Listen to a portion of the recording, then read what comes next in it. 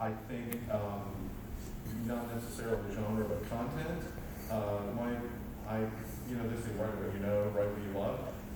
And I am a big fan of John Carpenter. And John Carpenter doesn't always have the most Hollywood of endings. And I found the first few I wrote, I was in a John Carpenter haze, and I realized, holy crap, I've just written 3 John Carpenter movies because they all end so dismally and so depressingly. And I think my problem has been I've well-written scripts, I've won a couple competitions, I've placed highly. And somebody looks at my stuff and goes, geez, I don't know how you'd ever market this, So I'm in a position where I've been thinking, God, am I going to have to win the lottery and start my own production company and start making my own movies, I mean, it's that Mikey kind of thing. I haven't written anything for quantum, for the whole family. I haven't written anything like that, but I'm trying to stay true to what I want to tell story-wise. So I'm in that thing where if I am living my most creative life, but it may be hurting me with like the market that I'm going for, if that makes any sense. But I think that it is, and you guys probably know this, there is that whole, you meet the right person at the right time, it's still that weird alchemy where you get in the right place, the right person, you have the right pitch, the right words come out of your mouth, and they go, I'd like to take a look at that, and then you're off to the races. So I constantly put myself out there, I constantly network, I'm in festivals, I'm here, today, and just trying to find that person, so one day it's going to pull in. I'm a late bloomer anyway, so if I make my first $100 million at 75, at least I'm doing it. Carlos, anything to add? Well, having made 12 films and where I'm at now, working for 20 years in Hollywood, I now have connections and managers and producers that I go to directly. And it's still a struggle there, but it's a different kind of battle. But I think for usefulness on this panel and for the purposes of what we're talking about here, I thought about all these other gentlemen were talking. I went back in my mind for a minute and tried to remember, how did I get going? When I had not yet produced a film, before I had done that, how did I get there? And I can say this, my belief is that it's a combination of things that got me to where I'm at. And so there really is no one road. It is about finding individuals who are more connected than you are in the industry and getting them to really be passionate about what it is you're doing. So the idea, so it really is a bad idea to write something that you're like, but I know this is what Hollywood makes. You already shot yourself in the foot. There's no way to win from a zero position. If you have nothing made yet, if you're trying to get that first step in, it's got to be something that you really care about. Whether it's the genre or the characters. But hopefully you do care about the unique element. I keep saying the unique element, it matters to you. You don't want a unique element that's just attached. Let me just say one last thing about that unique element thing. The unique element, you don't want it to be unattached from your characters. It needs to be that thing has never been done before in Hollywood, or very rarely. But what a neat way to look at these characters that you love so much. If they're connected, that unique thing that's a technical kind of thing, really, or a concept thing, is connected to the characters. Anyway, so if you have that, a unique element that's connected to your characters, and you're passionate about telling the story that way. I started out by, I was going to make a feature. So I made a short, and then I was going to make a feature, and I was going to make it for $300,000. And I raised $60,000 just from friends and family type thing. And I had an LLC, and I had $60,000 in the bank. And I was trying to figure it out. I figured that, for another year, I'd find my $300,000. This is back in 97 money, 98 money. My film came out in 2000, my first film. But, but I was committed to this. $300,000, I'm doing it. And so it was based on a play that I had adapted. And but the play was not getting any traction. I mean, the concept was interesting. The story was interesting, but it wasn't a famous play. So just so you know, the play didn't give me any Hollywood play. There was no, like, oh, that's something though, that helped. No, the play didn't help me get in. So here's what happened. This is the moment that it all changed for me. So I decided, at the time, Twin Peaks was a really big TV show. I loved Twin Peaks. I don't know why, but, but I did. And I liked weird movies like that, and that David Lynch made, and shows, whatever. And there was a woman named Machen Amick who was on the show. She was one of the actresses, not a big star now, she was a semi-TV star, you know?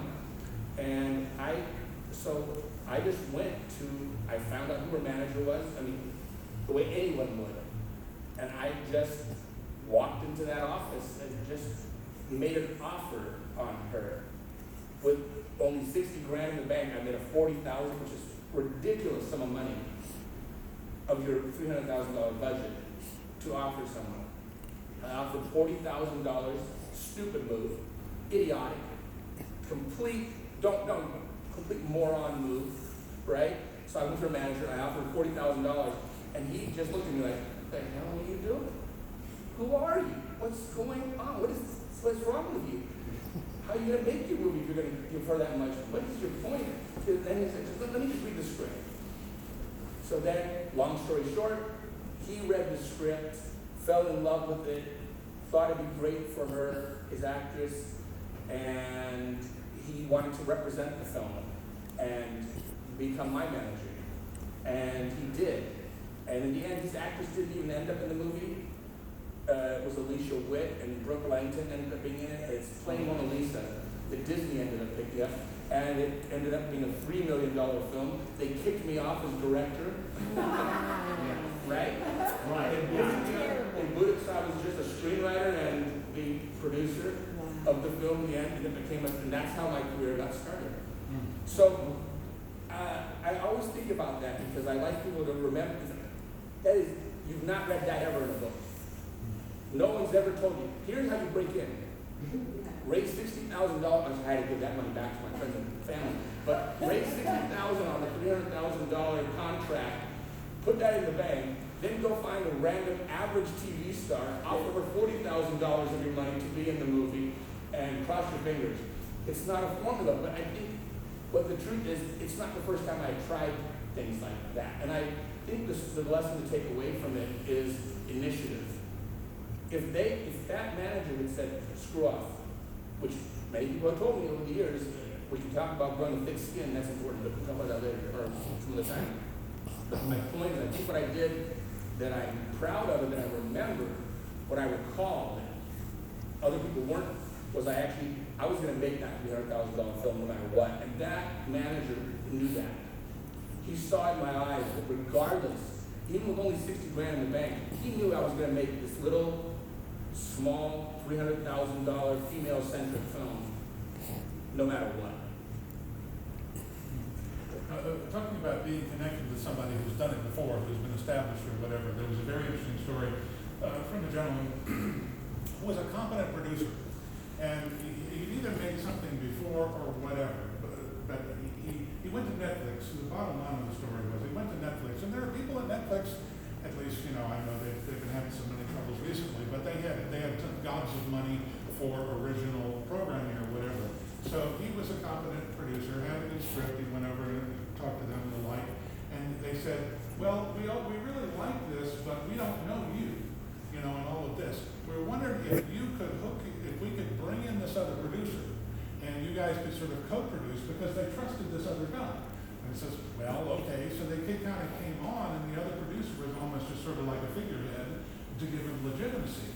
And it's like, okay, I'm giving this money to this guy just so that Netflix would do it. And then it went on, and Netflix liked the movie, and they made the movie. And then he came in again, and they said, oh, we still need you to go with this other guy. And it was okay, so they were still co-producing. Finally, about the third project, and he actually made the first two. The third one, they accepted him. And now he was... Purposely, because they want to fully, the city, the purposely, oh no, we're not just Hollywood movie. We're a Russian movie. We're having Romanian movie. We have England movie. They just so my point is, if we want to get a movie there, we don't tell them where we made until last minute. Oh, we made it from England. Whatever you guys have a distributor over there, or somebody you involve this movie, you can register as an English movie, or you can register as like a Mexican movie, like this way. Was there a number like 34 or something? 38. 38. 38. 38 from outside of China Outside of China per year. per year. But there is a way, the 38 of the movie is theoretical. They only come to the theoretical. But if you go for the platform, then they don't match up to it. But you can also do a co-production with China and get around that. Yeah, it's you can do co-production with There was a them, Matt Damon movie that did that. but there is a lot of problem right The Great now. Wall. Yeah, The it's a Great lot Wall. of problem right now. Okay, and this is spiritual about the talent. So this is where I experienced something because I'm an American basically. I came here not many years ago, but I kind of happening doing this. I know lots of filmmakers, probably 80% or 90% of Chinese filmmaker knows me because I'm the only one trying to bring up the nicer way, pro way, and no political, no anything, just independently to make the filmmakers, artists together to do something real stuff, not this propaganda stuff. So I kind of make the problem right now is they want to push every filmmaker to make the propaganda movie, and of course the artists, they really don't want to do it, and they just don't think allowed to go that way. So it's gonna be a tough time if we're going to be like co-production. I have one movie. Of course I didn't use my influencer or the connection to push it because I thought maybe if I made it, it will be a problem. So they're holding for almost 8 months to give me my full application. So right now, in myself, I try to find a real runner. I don't particularly apply as a coverage. I just film it. Then we bring the file back, we just release it here. And of course, you don't involve anything in the politics. Don't involve anything in religion. That you don't define the story. So whenever you go, so people ask you, there's a lot of Chinese films they are trying to, break it in or something, but it's not going to work. Say co-production, it's not going to work. The purpose is holding on there. After 3 years, they approve. They didn't say yes or no, then you practice that because nobody wants to keep going that way. So if somebody comes over now, then you just waiting for this new chairman away, then we may have a hope. But okay, there is good and bad. Okay, I tell them, say, well, even it's a political or communist party movie, it doesn't mean it's a bad movie. If you're an artist, you can make it workable because that's basically like a made-to-order movie. If somebody really wants to make some movie, make by order, you can participate on that. They gave you a guideline. You're writing everything and do everything based on a guideline. But if you're smart enough, you can make that movie as interesting as this other movie. So if you want to do that, you can do it. But you have to. And you're talking specifically about a co-production situation Yeah, with they approvals wanted from the co-production government. because they wanted to tell the people, oh, we're still open to the world, right? They want to hire maybe Ryan, maybe Carlos, maybe Don, or maybe Michael to do it. They want Michael's name on it, both on it. Oh, we are doing the co-production. It's just for the PR purpose. But you still get what you do, but that means your idea is going to get really fulfilled, okay? And then mostly, for me, it's like said, since you don't have a financial problem, you don't have a distribution problem. The movie was made, they require every of the people to buy tickets and to watch it. It's just like a college textbook.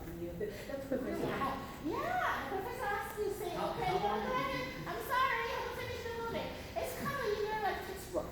Okay, so this movie. It's kind of like I said, made to order. You don't have to worry about it, just hand in their work. They got over it, wash hand and live away. And you may actually, if you're licensed with them, you've done very well, you get very famous in China, you get paid 10 times higher than here. That's one of the way. But like I said, when you work with them, you really have your mindset. So you have to follow what you want, they will write reports. So before you write, you start first. And this is coming from the government. This is a new way. This is from last week. Okay. They finished the new this is basically from right now on. It's not much your creativity. You only can have your creativity under this. It's a very difficult thing to have as a restriction like that. I know. And obviously, people always think that there's some kind of, in America, the East Coast versus West Coast, that Hollywood and New York are nothing alike. And the truth is they're exactly the same thing. There It's is a free market. That's not true, the water is on the wrong side Okay, of it. there is one filmmakers, they're like Home Girls, they did this way, and this supposed to be there two American Chinese, and they bring how many people made a movie, they were screening this time, and I think they were how many they do this now. So they can tell you how their work can make it work. But like I said, for I think in time the TikToks and the social media has been let out of the bag, and they can do everything they want to do there in China. They can do everything they want. It's just a matter of time now. yeah. And the closed society thing is on its last legs. And they can keep it up. I'm not saying it's going to happen tomorrow. It could still keep up another 20, 30 years, I think. But I can't see it lasting. I know. Because I agree with you for that. information is like water. No. And there's only so many dams you can build. Yeah. Eventually it rains. Yeah. It's I know, like that's the how- water's going to get around all the Yeah. dams. Like for instance, what you were talking about earlier, Crazy Rich Asians was a novel first, right? And then they made the movie, and how long did it take going from the book to the movie? And now But Brian's doing the they- reverse, he's writing books based on screenplays that he's written.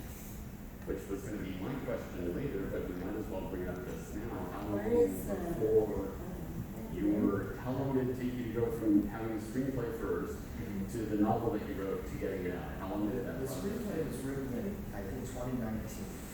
Okay. And very quickly what happened was COVID hit, things stopped. Yeah. I went, okay, do I want to sit down and try and write another screenplay?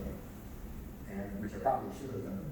And I went, hey, you know what, I wonder if I could take this concept and take this and make it my outline for a novel. And that was basically the other end of the story. And it was one of the things in teaching and in my own career, one of the things I'm a big believer in working on the material on the A side. I mean, you want to have everything as good as you can get it before you go out into the world. And so when you have an outline that's really solid, the writing is pretty quick. So I probably wrote the screenplay, the novel in, I'm going to say 2.5, 3 months maybe. Nice. And then, took another 2.5, 3 months to get it edited, another 2.5, 3 months to get it published. So, And did you get the film made? the film is not yet made. The screenplay, this is one that's won a few different festivals, and I suspect that eventually somewhere down the road, if somebody else doesn't make it, I'll figure out a way to do it. But the only other thing I was going to just comment on about this idea of, what is the difference between a film that is terrific, and you got two films that are just as good as each other. And one of the things that I've seen as a producer, and Carlos as a producer, you may also have experienced this, when you're a filmmaker, your passion, your desire is to get your film made. And a lot of times what happens is you forget that there are people that put up money, that have other responsibilities, and part of what people forget about is how do I position this film to be seen and to be and return investment. So one of the things that happens is you're passionate about getting your film made. You don't think about everything. You get your film made and you go, hey, here's my film and it's terrific. Anybody? Anyone? Hello? Yeah, exactly. And you have to have, if you don't have extremely deep pockets, it's very difficult to get a film recognized. However, on the A side of that, if you begin to think about two things, one is who's my audience? Who's going to see this? There's a filmmaker named Henry Jackal. I don't know if anybody knows that name. Anybody? So Henry Jackal is a guy, He makes films, he's got a lot of famous people that are friends of his. He makes these tiny films, they're all interpersonal relationships, people having difficulties at birthday parties, or they're having a barbecue, or it's a part of a divorce, and it's always about that struggle. So it's very human, very, very art house films. He four walls those movies. He breaks out the theater, he pays for it, he gets all the receipts from the box office, and he's made probably 20 films, and he does that. He makes a decent living. He doesn't make $100 million a year, but that's his focus, and he knows what his audience is. And if something breaks out of that and it does make $100 million, fantastic. But he knows who his audience is. And if you're not doing Marvel pictures, and you're not doing X-Men, and you're not doing a huge film for DC Comics, it's a small film. You have to understand your likelihood is not that it's going to make $300 million at the box office. So you have to make sure that the people that invest and understand that the budget that you put it out on is reasonable in terms of what you feel on giving your time. One thing that's happening with the streamers is it has to democratize not just locally but the world, and that's why we see things like Squid Games and Money Heist and international movies and series that are starting to catch on.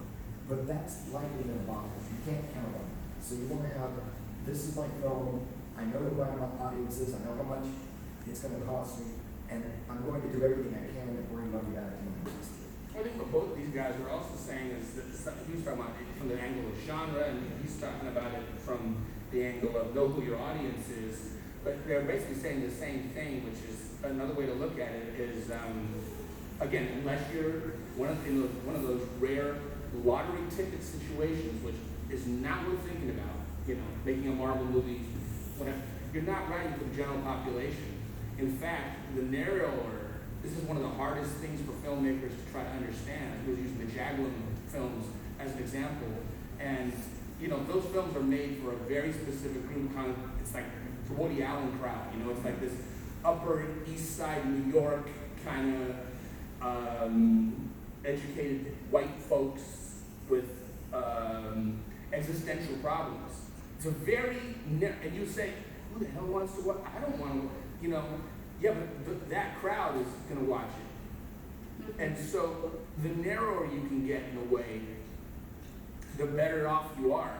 And whether that's, if at the very lowest level of narrowing, I mean, the least amount of being narrow, which is, I guess, would be genre. To really commit to a genre. And that's not really even very, very narrowing.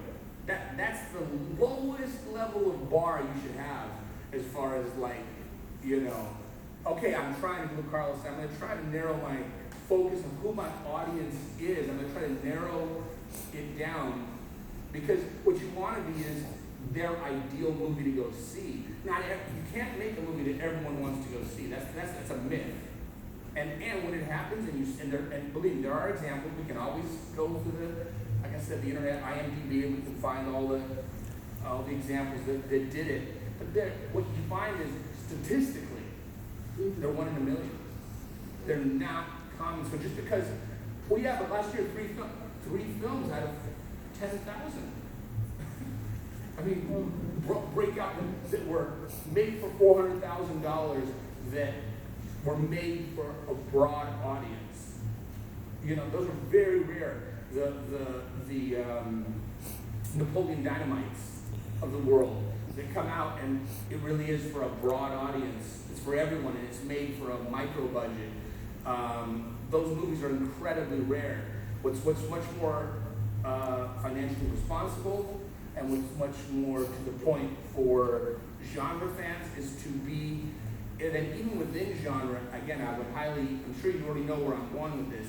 If I said that genre is the least amount of commitment you could make to a narrowing process of who your audience is, the next step would be within genre. Well, are you being unique within that genre too? What are you bringing that's brand new to that genre? And that's what's really critical, is to do something that pushes the boundaries within that. So I think we see, Halloween's a bad example. Halloween's a franchise there's nothing really to look at there and go, that's a grandfathered in scenario. You can't look at that. All we can look at from Halloween is to look at it and say, well, the horror genre is alive and well. But of course, we see Terrifier 2 right now, which again is not one of my favorite films. It's a gore fest. It's not my exact cup of tea. But again, within the genre, it's pretty much a big statement. I'll wrap up by saying this. It's a pretty big statement to be able to say it's probably the goriest horror film ever made. And that's saying a lot when you think about the nature of horror films. To make Does this mean that Terrifier, the first one, it was the second goriest film ever made? I don't know. And maybe it's not the goriest. I'm sure there's gorier, but I just mean it's up there pushing the boundaries of that. And that was their focus. It's not a well-told story, Terrifier 2. It's not like the storytelling is incredible. You care about the kid. All these things that you would learn. I went to USC Film School. I mean, he teaches at film school. I believe in the model and the character we like and can relate to. The character has a mission they have to go on. There's someone standing in their way. There's a ticking clock. Yeah, all that stuff is real. There's nothing to dismiss about that. But what Terrifier 2 tells us, and again, I've already told you, I'm not a fan of the film. It's not my cup of tea. I watched it once and I barely got through it. But what Terrifier 2 tells us, forget the horror thing. What it tells us about all movie making is that new thing, or that pushing the boundaries within the genre, or what you're pushing the boundaries of what that specific audience wants, is more important to success than anything else. It is the key indicator of success. It is the common denominator across the board of films that manage to. There's so many layers to get through. It's not just the final layer of the audience. They're who you're thinking of from the beginning. But getting through the noise of the industry is arguably a bigger challenge than breaking through to the public. It's quite the thing, yeah, because definitely there's a niche audience for Gorefest. So this would get them, whereas say a Blumhouse film, which is more plot oriented and spooky, may not go for the people who prefer the gore. But the Blumhouse, until this movie, honestly, the Blumhouse was pushing it pretty far. And they were also, what Blumhouse did that was different to genre is they did almost like a European take on horror. It was like bizarre. They took the bizarre. It wasn't as gory. Blumhouse is not as bloody, but they're bizarre. And true, they stuck to storytelling in a much more traditional way. But they also pushed the bizarre, like weird cult movies about cults and weird movies about mothers killing their children. And I mean, all these things to that place where it's like, well, I would never imagine that Hollywood, traditional Hollywood, could make that film. They pushed. And again, let's get out of horror for a second. I just use Terrifier because it's in the news right now. The same thing applies to romance, to action. I don't know if anyone saw that action film. This is another perfect example of the uniqueness thing being really, really critical. It doesn't mean, I still am a supporter of storytelling, and I believe all those things can be in there and need to be there. But I think that the thing that will end up determining much in terms of the difference between those people who manage to get through the system and those who are stuck in the middle trying to figure out how to get through it is that uniqueness. I can't remember the name of it. Can you name that film? It's that POV action film with the guy from Hardcore Henry. Again, not one of my favorite films. I liked it, but I love action, but I didn't love it. Other questions for anybody? Yeah, Yes. I have a question, well, a couple of them. For the San Diego Kids International Film Festival, the children that are upcoming shining stars, what advice, each and every one of you, what would you recommend in getting them to be that film producer, director, actor in Hollywood? Me, I always say, use whatever tools that you can get your hands on and just make films. Particularly if you're a kid, learn the language, learn how to work with whatever. It's incredible the quality that you can get out of cameras that don't cost all that much nowadays. Even with these things, as we all know, there's been one or two features shot on these things. But just make and get going with it. Yes. I would agree with that 100%. I couldn't say it better. Yeah, YouTube. I mean, that's so many people are getting discovered by putting their shorts on YouTube. But the important thing is, if they have a creative urge, to follow it, and don't let anybody tell them not to. Now, it may not wind up being a career, but never ever tell them you're never going to make it. Say, you want to write a script? Here's a box of crayons and some newsprint. Write it. You want to draw, you want to do whatever, but to let them explore it and encourage them until they either love it and do it, or say, nah, it's not for me, and they go on and do something else. Like from the children from coming from all over the world, first time ever to America and meeting them. And this is their dream. And Ling opening the door for the children around and the families and that. So that's why here you guys are. You get to meet some of these actors, like the little boy that was at our opening gala.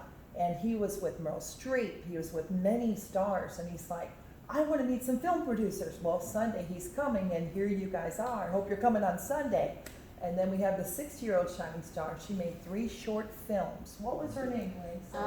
Brian, I think, Bryony, I think. It's That's Bryony. her dream. That's like, I joked with his father. I said, well, you guys got it already. That's a talent, so talented. Every movie she makes is so unique. You know, all the 6 directors years like old, that. you guys. 6 years old, little girl. 6. So pretty and like you know, it's quiet, but she is just But that's perfect because she hasn't gotten the adult filters built in. Yes, You know, very. everything is just new and open, and she can explore. I try and get back to that when I'm writing. I try and strip all the adult crap out of my head. It's tough, but it can be done. Urban helps. Because their creative minds are, I mean, they're sensational, because when they get older, somebody never even heard of this, Yeah. their genre, you know what I mean? So, thank Yeah, you. I'd also say, watch The Fablemans, which is Spielberg's new film, which is semi-autobiographical about a kid who starts making films and with his love of cinema and all of that. It's semi-autobiographical about Spielberg, but I think that will be an inspirational film for the young folks. And M. Night Shyamalan, he was another one that made home movies, and we'll get him. That's true, that's true. Michael? I would advise the kids to enjoy and have fun and make sure early that there's a lot of work, so you have to enjoy doing the work. Yes. Otherwise, there's other kids gathering here from all over the planet that they will take their space. So I think if they have fun and they really, if it's an inner need that guides them, as you also said, Yeah. then I think this is what they love doing, so they're gonna be successful because they will be persistent, they will be doing the work, and sooner or later, doors will open. See, the kids will look up to you guys, and this is something really special. That's why I wanted to ask that question, because the children that are coming on Sunday, they're gonna come up to you guys. They're gonna say, wow, I can't believe I'm meeting the producer directors, you know? The only thing I would add is that, you know, I believe in education. And I Yes. believe that, you know, it's great to have a camera to go out and shoot and you learn an enormous amount by just doing it. But I also think that there's enough information, whether it's, you know, watching YouTube videos, trying to analyze films, or a formalized education. Years ago, I taught a class with Gary Oldman, who was 4 kids about 12 years old, and they went out and made movies. And it's a remarkable experience when you can explain to someone, you know, why are you shooting this way? How, you know, what about this angle? What are you trying to say with this shot? And to learn not just the filmmaking aspect, all the different parts of it. So I would say, you know, have fun with it, enjoy it, but also don't forget that there's an educational component to learn the craft. And like any art, there's a craft. Okay, one question for you. You're a professional in both, right? How you, besides student apply your be a student, how are you gonna select them? Let's say you screen one, you want your students. How are you gonna select your students? Pick your students. How do I select my students? Yeah. Well, the university selects my students, and so I don't. I have taught in the past. I've done workshops and things, and generally, even for the university, we read their material, and if the material is enough to stop, and we say, you know, come back every day. But when it's, you know, I've also taught at taught at UCLA Extensions, I've taught at Private Boot Camp. Some of those are really, professional entities where people are coming because they want to be pros in the industry. You get all, everything from somebody who hasn't a clue to somebody who's very professional. My personal philosophy about teaching is that I'm not here to tell you how to write it or to write it for you, but to tell you how do you make what you want to write the best of you. And I think that's the way you want to treat most artists. And one of the reasons that happened for me is the gentleman who wrote, Charlie Kaufman, who wrote a screenplay called Being John Malkovich. And I thought about it, and I thought, if I was a teacher at that time and my student had come to me and said, I'm going to write a screenplay, and I'm going to put a tunnel that leads to John Malkovich's head, and I'm going to treat him like a puppet, I'd be going, well, good luck with that. And have you thought about becoming a doctor or a lawyer? And when that happened, I kind of went, I would be that guy who said to you, you can't do it. And we have one of the most unique voices in screenwriting in Charlie Kaufman. And we look at his films, adaptation, the incredible likeness of Internal Sunshine of the Spotless Mind, A Dangerous Mind, Confessions of a Dangerous Mind. He has a unique vision that's unlike anybody else in the industry. He's the only person that has an imaginary twin brother who's won an Academy Award, I think. I can't think of anybody else that's done it. And I would have probably squelched that in him, and that would have been a terrible thing. So for me personally, I want to encourage every person to find their highest potential and not get in the way of the process. We are out of time on this panel. We have one more question. One more question. You okay? Okay. Okay. If you have any question, I'll sit. Yeah, that's all right. I have one more question. That's fine, it's okay. We're waiting for the food anyway.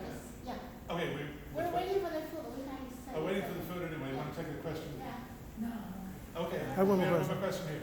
Yeah. Is anyone here accepting, scripts? If so, can I get your email? You don't have to wait till 1 o'clock to pick that. If you can catch, we'll have a Oh, and then one more quick Yeah, question. go ahead. Do you think that John Malkovich would be as great an actor as he was if his accent or voice was different and if he looked differently? Because that's kind of what grips me to watching him, how he verbalizes and stuff, and the look on his face when he does it. Because he speaks differently than anyone else. Well, frankly, I think that even if you speak differently, that's part of your signature. I mean, Schwarzenegger speaks differently. Everybody told Schwarzenegger, you got to change your last name. No, that's part of who he is. And I think that if you're good and you're entertaining and people like to watch you, who cares? As long as they can understand what you're saying, and they like to watch you on screen, whatever. I have a question. How can we contact you, each of you? Maurice, if someone wants to get a hold of you, what's your contact? What is your information as a producer, director, screenwriter in that? Mr. Sherman? Sure would. Well, Lynn is the easiest way. She knows my contact information. Well, I could recite it right here. Actually, a lot of people do writing to us. So as soon as we get it, we normally look at all your emails, we forward it. But I always recommend to go to IMDb or go, find because the professors and the school side. Then if it's worse scenario, you really want to hold them, you send their your emails or phone numbers.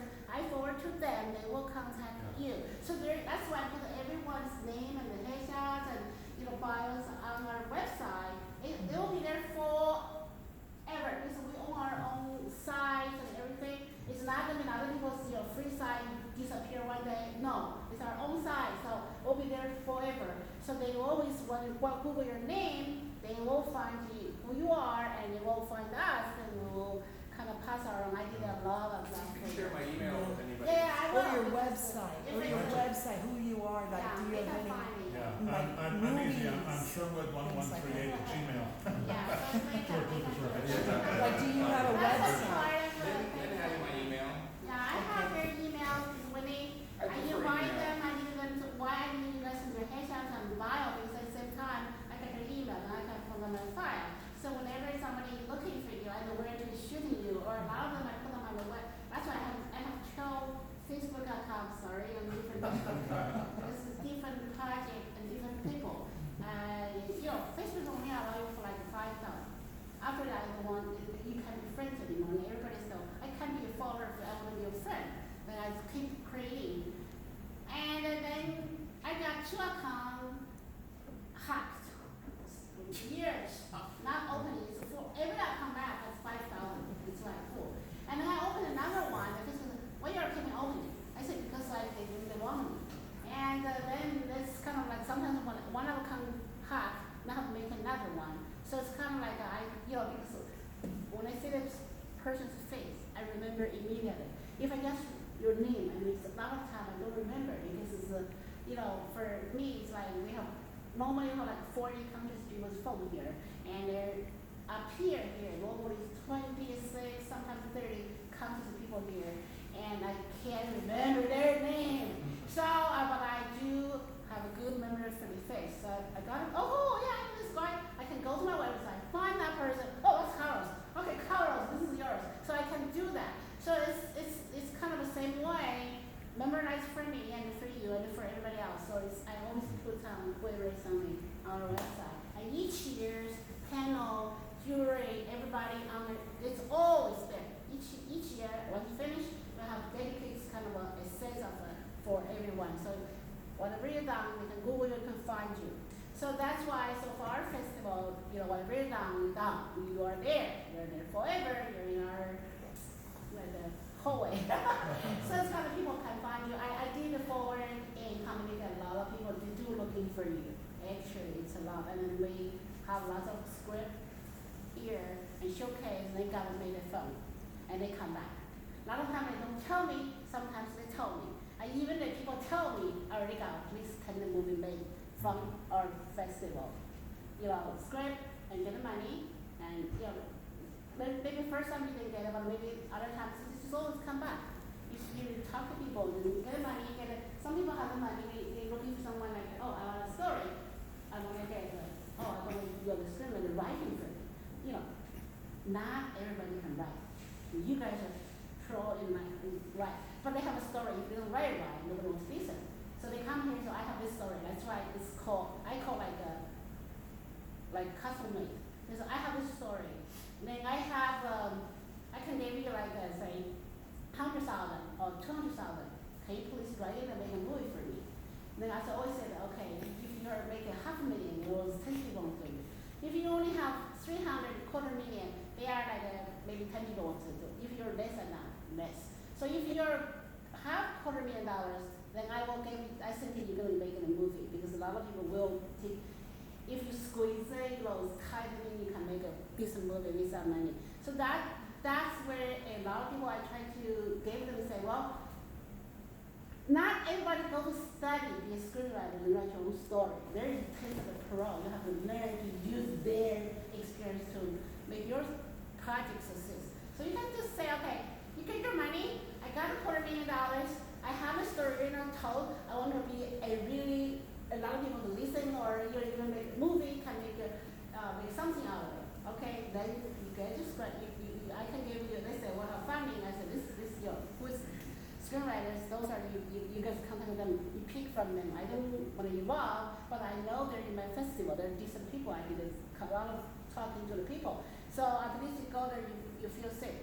So they're going to talk to you, whatever deal you go, that's between you. And they come to our pitch and cut, I have the money, I have the script, I needed to have a nice director. Not everybody has everything, no. We expecting, you have money, have this. No, it's not. It's not people, most of the people are low. That's where you need to discover your new source of it.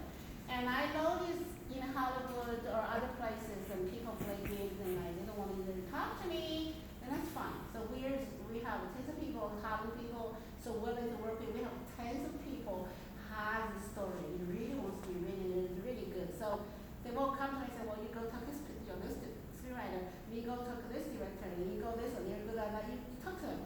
If you don't find your one, you come back with me. So I do that a lot for people. So because I go from festival, at least I see them. I know this guy is definitely not a bad guy, and I'm writing to you. So that way, they do have a lot of people that send over and say, sometimes, I think I'm not feel confident to make a lot of international directors. I don't feel comfortable with this script, but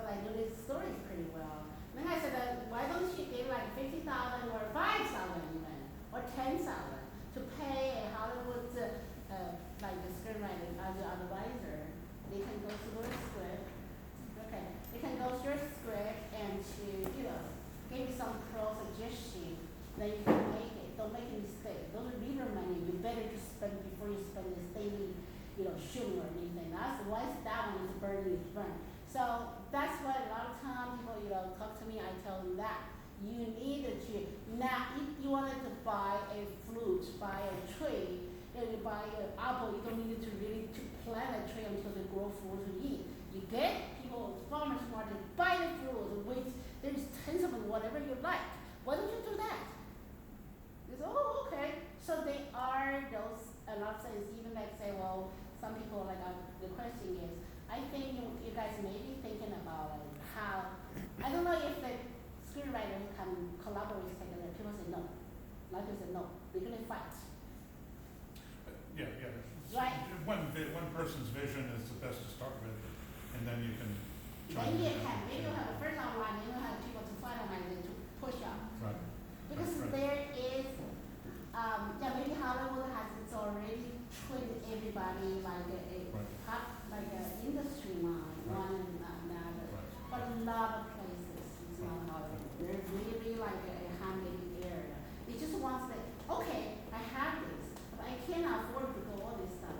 Why don't you do it? Then I said, well, maybe I can put all 5 of them, hey, learn to be together, finish it within 2 weeks, then we start shooting. There are a lot of projects like right now, like this. Okay. Well, okay, so we're out of time.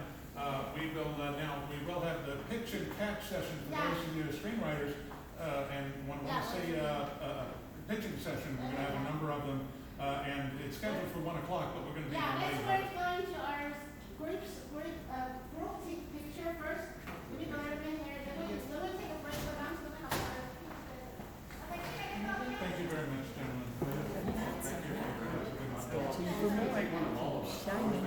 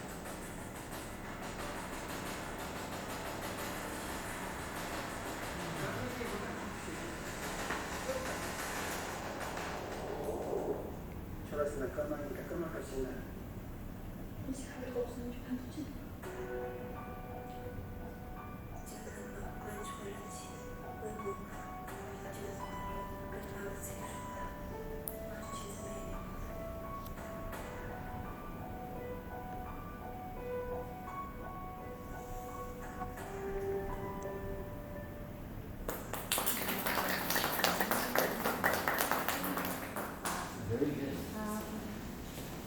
各位好，我是来自中国的制片人李柏丽。So, hi everyone, this is Li Bo-li from China. She's the producer for the film. 很高兴呢，在今年年初，我们公司呢就是令主席的美亚传媒公司签约了这个藏族电影的5部拍摄计划。She's very glad to have signed a contract with Ling's Maya Film Festival to sign 5 contracts for 5 different films. 在今年4月呢，我们这是完成的第1部藏族电影。This is the first film that they finished with Ling's Maya's film company. open in this summer. 我很骄傲的是，那么和令主席商量，整个的藏族电影我们没有用任何一个专业演员。So what make her proud the most is that they made this film, but they didn't use any single professional actor or actress, and all of them are non-professional in the film. 你们看到的这些演员，他们是当地的山上的放牧的牧民。So what you see from the film is like the actors all from local, and they all like just raise the cows and in a local area. 这个故事呢是发生在藏族的一个真实的爱情故事，是在50年以前。So this is the real story happened in the local area, Tibet, and it's a real, truly love story. 那么这个主人公呢，在5年前，她是真正的为了等这个男主人公出家成了尼姑，死在了山洞里。The lady in the film, the main character, the lady in the film, really wanted to wait for her lover to come back, and she waited 5 years, and finally she died in the cave. 为什么我和令主席会商量要拍藏族的少数民族电影？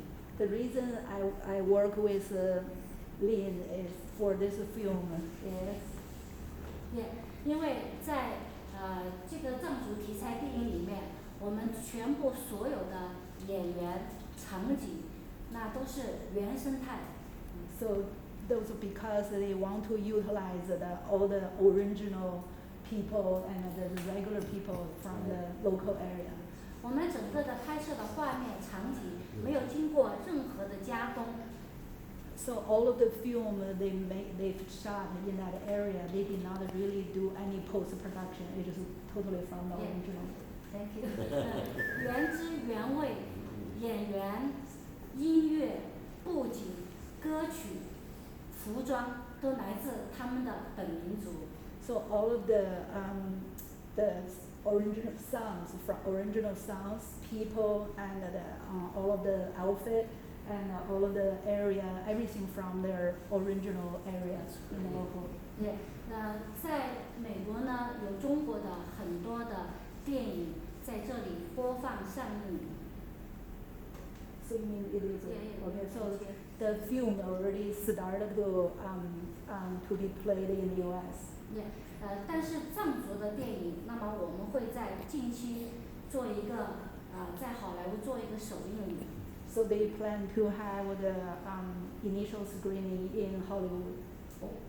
我们会将中国的这个藏族的文化、它的特色、人文、美景，向全世界的就是观众展示。So they want to present this film to the people worldwide for the traditional culture and also the beauty and also the story from Tibet. 这部电影完了以后，我们会推出牧人。牧人在去年我们是拍摄了一半，由于就是我们要等到冬天的雪景，所以在中国的12月份我们会再去拍摄。So they are waiting for December to come, and they want to finish the second part of the film because they needed the snow scene. 所以呢，就是我们很期盼下个月的首映礼。我们和很多的电影不一样是，他们是需要寻找资金。So the difference between their film and other film is that the other film might need the funds. 但是呢，我们在中国有强大的后盾，给予我们支持，我们不缺资金。So they don't really need any funds from anyone because they already have a strong support in China. 但是呢，我们需要寻找强大的合作团队。But what they are really truly looking for is the team to support them, to cooperate with them. 因为我们的藏族电影不但是在中国放映，我们想把它推向全世界。We want this film not only played in China but also in worldwide market. 所以呢，我们今天的这个目的呢，不是寻找资金，我们是想寻找更高级、更团结、更优秀、更专业的合作团队。 So they don't really need any funds for this film, but they need a cooperation and they want to find more professional teams and the distribution channels to work with them. 一个好的题材，一个好的产品，它最主要的是要发行。 So the most important factor for a film is to find a very good distribution channel and a distribution team, and they welcome the opportunity to help them. 虽然是疫情，那么我们来自全世界的发行商在今年会少一些。 So she's talking about there's because of COVID, so that it's really challenging that there's less people come to film festival. Right. 但是呢，我们今天也是一个国际的这个交流的盛会。 But she's really happy to be here because it is an international community here that come here to communicate and support each other in film direction. 那所以呢，我们就是一个心愿，就是要寻找就是全世界的发行商，把我们的5部藏族电影推向全世界的这个专业舞台。 So they come here looking for the strong distribution channels and partners to help them to distribute not only this film but also the rest of her 4 films that she worked with in Maya film. That's it. My daughter has Down syndrome, so have you ever seen a movie called Rain Man? That film was done in that vein, and she's the lead actress in it. And so it's a story that's kind of like Rain Man. So it's kind of inspirational. And the other film we have, Cafe and the Boy, which is coming out, is trying to bring people together in this time of COVID. So we call it Romeo and Juliet set during COVID, where she meets 3 homeless wise men, so some biblical references, and finds out about a frequency to take her to heaven, or Cafe and the Boy, where she meets Bob Marley, Guy, and John Lennon. When she comes back down, she comes down with wisdom to change the world. Wow. So it's a nice one. It's a woman of color makes it conservative. Now this is a bonus kid. It's a film to be made in the next year. We have locations secured. Al's proposing it's Billy the Kid. If you've ever thought of that idea, this is a concept we have. Yeah, that's me. Billy the Kid.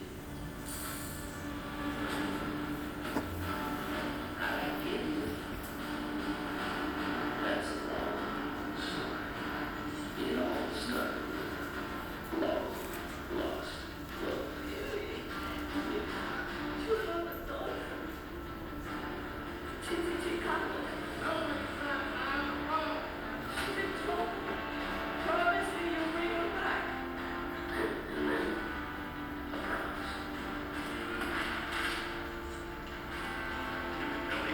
Here we go. The lawgiver, seeking their own moral justice. He found me. Should have shot you.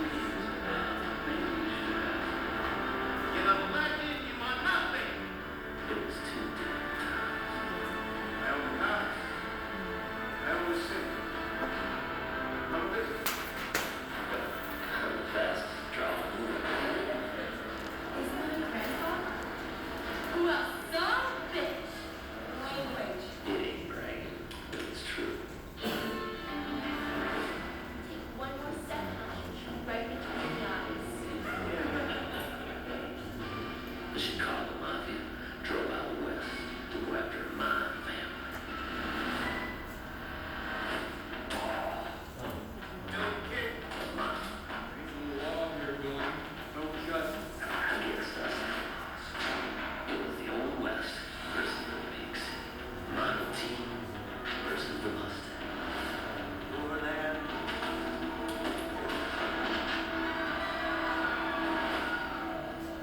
You might say I'm untouchable. I'm Billy the Kid, and I'm here to testify. Don't you doubt it. 2 legends, 1 epic fight. Come on, Michael! Dad,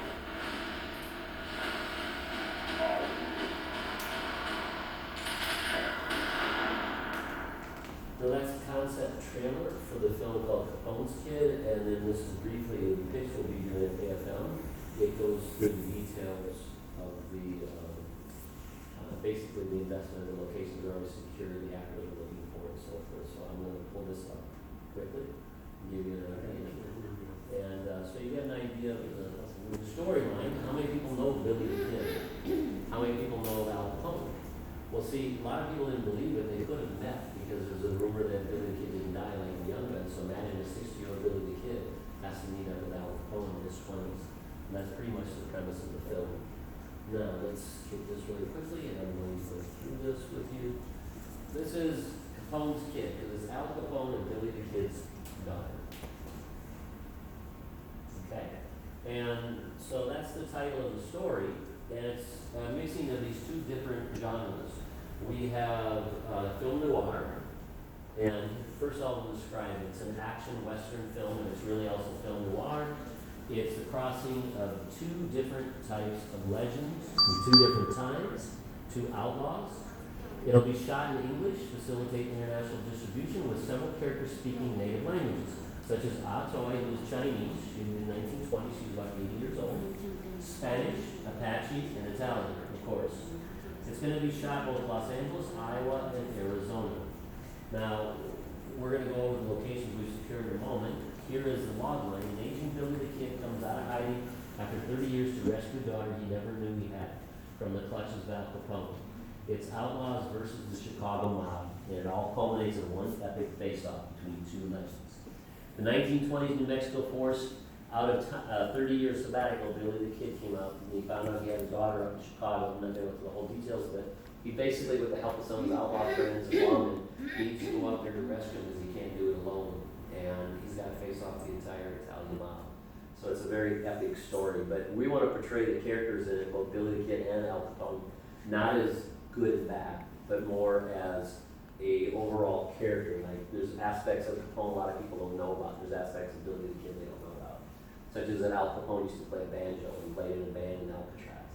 I mean, we only see the guy that murdered people, but there's a lot of different sides of the same thing with Billy the Kid. So we want to bring that out in this film. The way to look at it is the Untouchables versus Unforgiven. That's the concept of one pitch. This is our director's statement. I'm not going to go through that long, but it gives you an idea. The locations we've secured, I'm from Dubuque, Iowa, and they filmed the movie Fist there. And one of my good friends is in charge of the Historical Society, so we literally got all the locations for little or no money to film there in Dubuque, and they all resemble Chicago.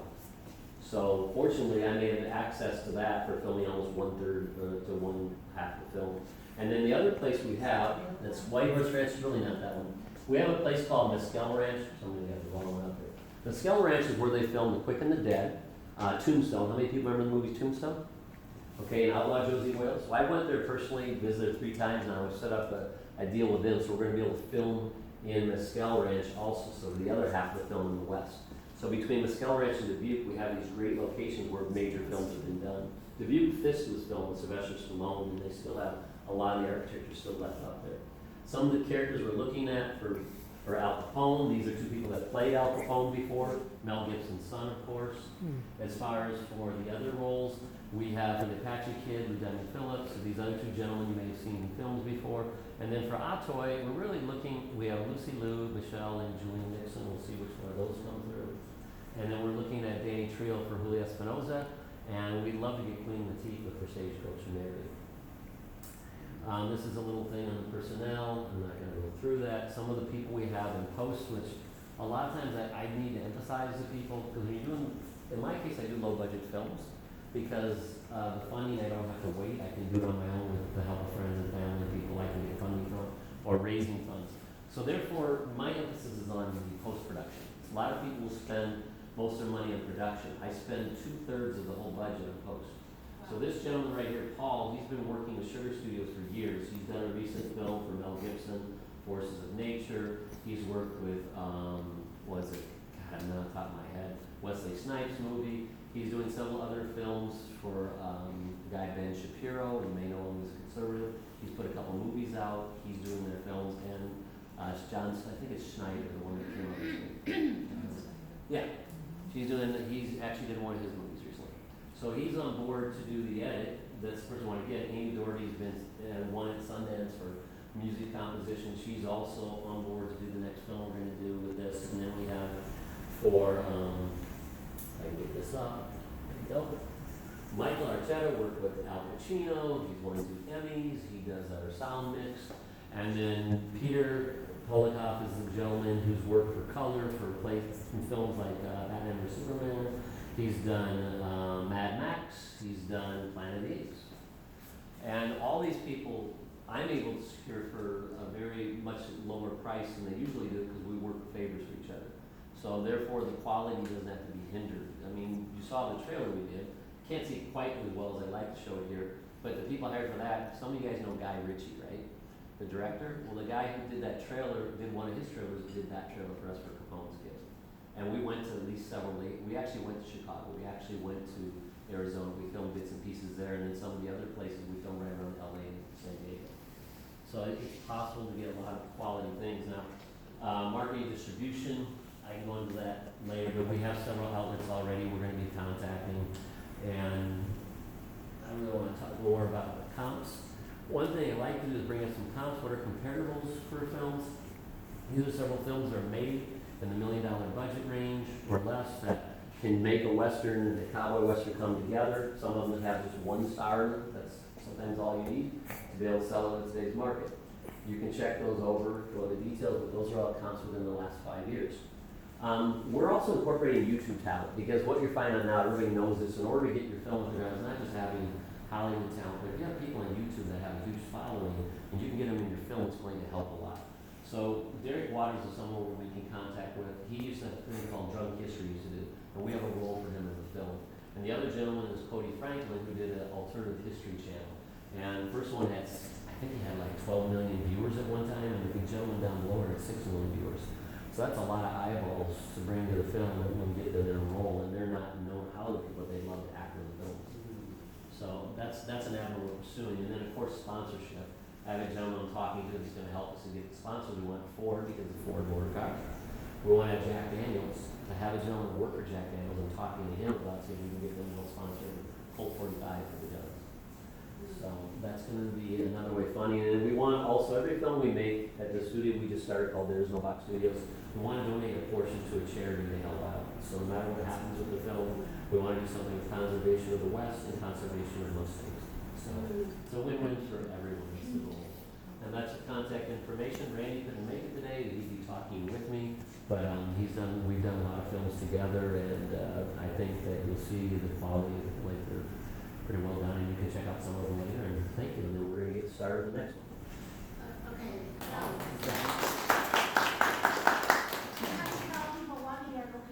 What's that? What are you looking for? Oh, well, if people are catching here, we're going to be looking for investment, and the investment would be you get a share in Capone's Kids. So basically, the amount of money we need, I already have $200,000 that I can secure for myself and friends.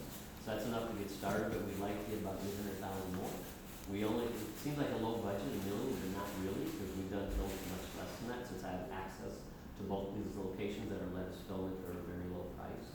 So I'm looking at probably about $1 million is what we're going to need. And we can secure at least 1, maybe 2 name actors. That's where most of the expense goes to.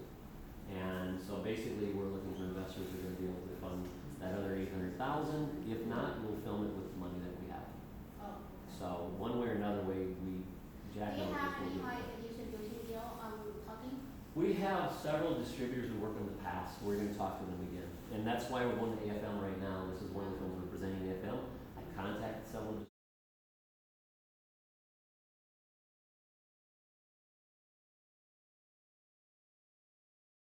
I love playing monsters. I love writing for monsters. I love horror. I love comedy. So a lot of my background is literally playing monsters. And so the series that I want to do, it's called Marriage of Monsters. It's about a character who I play called Madhavan. He has a freelance job of hunting monsters. So if there's a monster under your bed, if there's a monster in your closet or whatever, you call him, he takes care of it. His parents come from India, they don't approve of his career, and they're like, we don't like your career, we don't think it's stable enough, we want you to get married. So they set him up with this woman named Mira, who's a pharmacist. And the whole series becomes about, how they navigate arranged marriage while fighting monsters. Next slide, please. So I really want this to be like really funny, really hilarious, but also kind of scary at the same time. Madhavan, the character I play, he's very socially inept because he's so obsessed about fighting monsters. Mira is like kind of the straight woman who like kind of keeps him like contained. And what they learn from each other is very interesting. Madhavan tries to like be more socially aware of himself while hunting monsters, while Mira learns to kind of let loose a little bit and be like, you know, maybe I can go crazy sometimes. So, cool. Next slide. So both Mira and Madhavan's parents, they're like very conservative. They're like, we just want our kids to be normal, but even they have to get involved in like the crazy antics of fighting monsters. Next slide, please. As far as who Madhavan's best friends are, he's friends with an LAPD cop who help him fight monsters. And he has to put up with Madhavan's crazy antics a lot. And so as far as different episodes, I thought about, okay, there's particularly how they navigate through marriage. So how do they navigate through, you know, going on a date or a double date? How do they navigate sex? How do they navigate, like, you know, are we eventually gonna have kids? And the concept of an arranged marriage is always so hilarious to Western audiences, that to do it like fully with this, with the concept of fighting monsters, I just find it hilarious. So, next slide, please. And so there's actually a twist at the very end of the first season where Mira has actually been, Mira has actually been married before to to a guy who's also a monster. He's basically like, he's not too different from Wanda from WandaVision, where he can like manipulate reality. He's kind of like an evil wizard. And so there's this big twist and what South Asians can do. So thank you all for listening. Any questions or comments? That sounds really good. Yeah, you can, I didn't put my contact info on there, but okay, thank you. I'm really interested. Okay, great. I'll take anybody's card if they're interested. Yeah, I'm gonna contact you. Okay. Yeah. It's an affordable budget for you. Where are you based? I'm based in Moore. You want somebody to be themselves, okay? Collaboration always good, but then you have to pick the right one. Reasonable. Business has to be based on fairness and reasonable. You can continue doing what yourselves, and they can continue doing their filmmaking, right? So if we're doing a filmmaking, we lose money, kept doing, then we don't want to do movie anymore because we can't just. It's like that's what I was thinking. You know, why you get all the kind of 20% and we didn't do any PR for us? So that's something I said. Well, at least bring me a little cup of the theoretical release screen the damn theater, and I can have use my media campaign and can get some kind of PR to it and worth it. So you even don't do that. That's why kind of as they say, like you want more and not have this. But I don't know, maybe there are something ridiculous. Well, all right. So I'm going to give you guys some good news and some bad news. Okay, give us the bad news first so that the good news comes later. I could do that. Okay. The bad news. You do need unless you're doing self-distribution, which is fucking hard. Yeah. Hope you guys don't mind. I like to swear every once in a while. It's a profession. We're all adults here, so. Yeah, it's okay. So it's very hard to do self-distribution because basically what that means is if you're going to do self-distribution, and I've taught about self-distribution for years, my approach always is maybe you do a hybrid approach, what we call a hybrid. Some traditional and some self. If you're doing all self, you basically become the de facto distributor, and it's a full-time job. So that's the bad news about self-distribution. It doesn't mean don't try it if that's something you want to do, but it's hard and it's a lot of work, and you're not making money until you make sales. The other piece of bad news is most distributors today do no marketing. Okay, it's not like it was 20, 25 years ago. In the 1990s, Miramax picked up your movie, or Sony Pictures Classics, or any of the major distributors then, they would put money into the film. They would make your trailer. They would make your poster. They would create the assets in which to position and sell the movie. Today, we're in a whole new world, a whole new environment today. And there is so many movies being made, 5,000 to 7,000 in the U.S. alone every year. studios are only making 150 of those. 150 to 200 at most from the studios and major companies, Lionsgate, etc. The rest are being made independently without any distribution in place. And then there are some exceptions where, some, savvy producer is made a deal with Warner Brothers because it's got A-list talent in it, and Warner Brothers is going to produce or put in the money and distribute. And so that's in place. When you have an A-lister in your cast, or several, you can get distribution with the studios or Lionsgate. They'll come on board, but they're going to come on board and produce with you. Generally speaking, if you're making a film with, like you were mentioning, B level, B plus, B minus, B, C, no distributor is going to come on board, and there are exceptions to every rule, but generally speaking, no distributors come on board to fund that. They want to see the finished product. And then when they see the finished product, then maybe they'll make a deal with you and maybe they won't. And the LOIs that you were mentioning, letters of intent, there are distributors who will write letters of intent. We call them LOIs. And basically an LOI is, tell you what, sir, I'll give you an LOI because I like your script or I like the idea, I think you're a talented director or whatever, and I'm interested to see your film when it's done. So I'll give you a letter of intent that I am agreeing that once your film is done, I will look at it. And if I want to, I will, negotiate with you in good faith. It means nothing except there are investors who are not savvy about the film business, and you can show that to an investor. An investor will go, oh, great, you've got distribution lined up. Well, you may. You may make that deal with that distributor. So those are good for investors. Savvy investors won't care if they've invested in film before, but if it's your dentist or your lawyer from Iowa or whatever, they want to get involved. It can show them that you're serious and you're on the right track. So the bad news again is expecting a distributor today without A-list in the cast to do marketing for you ain't gonna happen.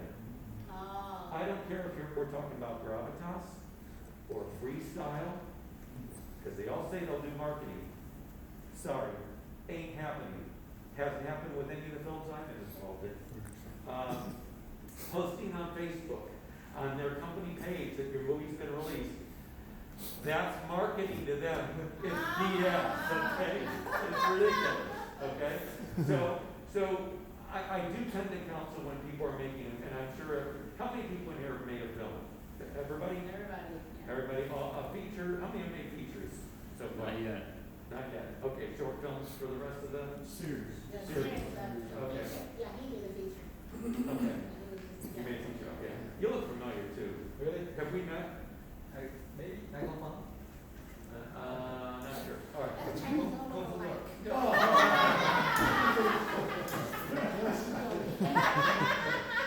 I used to use that joke. I think I look like so much. I've had people come up to me in LA and go, Steve. Huh? No, you're Steve. No, I'm not. Oh, come on, man. Quit pulling my leg. I'm serious. I don't get it. We all have evil twins. Yeah. And I'm ethnically ambiguous, as the casting industry would say, so I can kind of be, every man, I guess. I'm a mutt, actually, but yeah. So, all right, so just don't count on your distributor to do marketing. Now me, I am positioning myself as a boutique distributor. And I am going to be doing marketing on selected films. And when I have a conversation with a producer about whether I'm going to handle the movie or not, if they want to work with me, the things that I will typically do is I will have a conversation after I see the movie. If I'm interested, I'll have a conversation about what is their goal, what do they want to achieve, because I have to be sure that I can match that I can do what they want. Because if I can't, I don't need to have, 1,000 people out there bad mouthing me as a company because I didn't deliver. So I have a conversation about what they want and what I think I can do for them.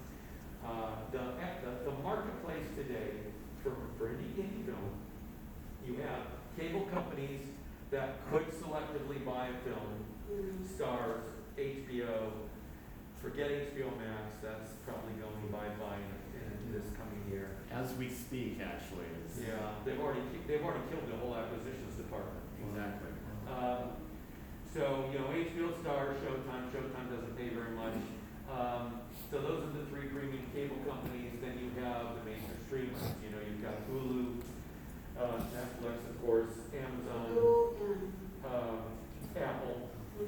So, they're also very selective. If you've got names in your film, you can go to the cable companies, the premium cable, and see if they don't want it. And you can go to the major streamers. If you have no names in your film, it's unlikely Hulu's going to make a deal with you unless you have this notoriety on the film festival circuit, or you won Sundance, or Toronto, you won one of the top film festivals in the world. Not to diminish all the other film festivals out don't there, worry, it's okay. but the top ones get all the acclaim. And a friend of mine made a documentary about this guy several years ago. Well, it's finished like 4 years ago. Made a documentary about, he actually, and this happens in documentary filmmaking, he had this idea to film people who make violins, trying to, make home violins and about violins, and sounds kind of boring, right? But he, in his journeys traveling the country and interviewing people, he found this guy who is very unique, and he's trying to duplicate the Stradivarius violin, which you can't do.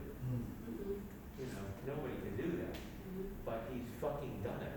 And his gift, and then people, and I don't know if it was Joshua Bell, but one or several world famous violinists have tried the violin and they're just blown away. So the documentary became about this guy and his journey to try to make a Stradivarius and succeeds. And this film played at a lot of film festivals. It played at Slam Dance, which is also well renowned because it happens at Sundance at the same time. And he got a Hulu deal. And after the Hulu deal was exclusive I think it was exclusive for 3 years. But it was a respectable license fee. I can't tell you the number because I just told you about the movie. But, and then the 3 years is now up and, it can go everywhere else. So Hulu, Apple, the thing with Netflix is that they're very selective. They don't really need to pick up a lot of content because they're making 100 movies a year or 50 movies a year, and they're making series. And if Netflix is willing to pay you $20,000 for your movie for a couple of years, you can possibly, depending upon the movie, make more than that on the other platforms. So, and for those that might, if you want to take notes, I'm going to give you some info that you won't remember unless you're really familiar with This it. is very important is that a lot of people are, asking me about, because they, like I said, people want to make money. They don't want to sell as an artist. That's why USA says we don't want to be one to that. Yeah. So they always want to, because a lot of just pay lump sum, right? You buy album, but it's, just get the money, you make another movie.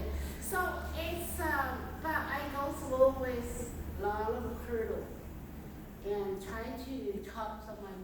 A lot of people, they claim they're max basically affiliates. You have to go to their own people in order to get in. 90% of them it's not. Yeah.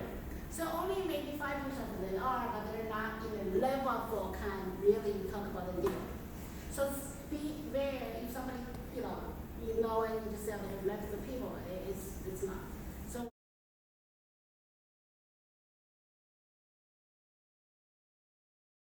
don't expect to make a ton of money on those, depends on your movie, but Amazon, you could probably make some money on it if you have the right kind of film.